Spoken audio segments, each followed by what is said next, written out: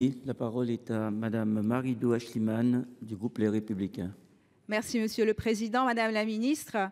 Cela a été dit ces derniers mois, plusieurs dysfonctionnements au sein de certains établissements privés sous contrat ont été mis à jour. Cette réalité ne doit pas être éludée. S'il existe des torts, il faut les redresser, sans tomber dans la caricature ni relancer la guerre scolaire. L'intitulé de ce débat est optimiste, car s'interroger sur les modalités de contrôle de l'État, c'est déjà admettre que ce contrôle existe. Il est en effet prévu dans le Code de l'éducation. Mais ce contrôle est-il bien effectif partout? Il semble que non. Et pour beaucoup, cette situation suffit à faire le procès de l'enseignement privé sans nuance. Pourtant, ces établissements n'ont jamais refusé de se prêter à un tel contrôle, comme l'a récemment rappelé le secrétaire général de l'enseignement catholique. De plus, les éléments comptables sont à la disposition des élus locaux, puisque le Code de l'éducation prévoit la participation d'un représentant de la collectivité locale compétente au conseil d'administration.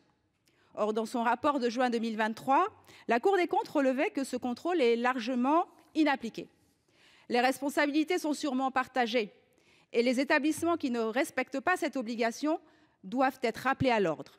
Il y a aussi sans doute matière à améliorer le recrutement des chefs d'établissement pour le rapprocher de ce qui prévaut dans le public. Quoi qu'il en soit, il faut traiter les défaillances.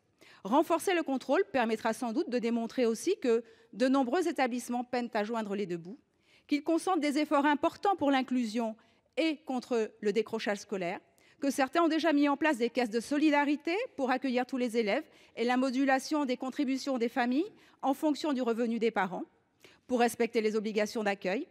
Pour finir, que la charge d'un élève du privé représente la moitié de celle d'un élève du public. Autrement dit, sans les établissements privés sous contrat, la charge publique supplémentaire serait supérieure à 9 milliards d'euros.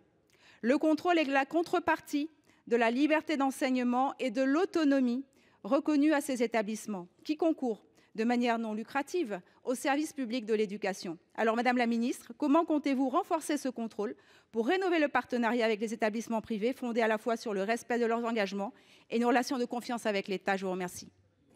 Merci, Madame la Ministre. Monsieur le Président, Mesdames les sénatrices, Messieurs les sénateurs, Madame la sénatrice, merci pour votre question. Je crains vraiment de vous lasser, puisque j'ai eu l'occasion de dire à plusieurs reprises que nous allons effectivement renforcer les contrôles financiers, pédagogiques, etc. Et j'ai dit à quel point nous souhaitons programmer un plan d'inspection pour que effectivement ce contrôle monte en puissance.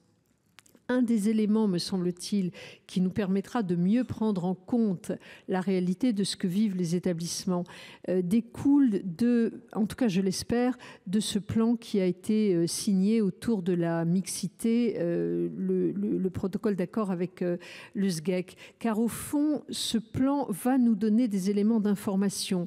Et nous devrions pouvoir, dès le mois de septembre prochain, dans les données qui vont être livrées, obtenir des éléments sur les contributions différenciées qui sont mises en place par ces établissements, sur les mesures à caractère social qui sont mises en place par certains établissements, sur l'état des lieux, sur les indicateurs de mixité. Cela, me semble-t-il, constituera des éléments de données que nous partagerons, je m'y suis engagée auprès de Monsieur le sénateur à l'instant, constituera des données qui nous permettront non pas de contrôler là, mais en tout cas d'avoir des éléments objectifs qui nous permettront de raisonner sur ce que font et sont les établissements privés sous contrat. Donc je pense que les données dont je vous parle, plus les contrôles que nous mettons en place et que nous développons, cela constitue des éléments forts qui nous permettent d'objectiver ce que sont les établissements privés sous contrat.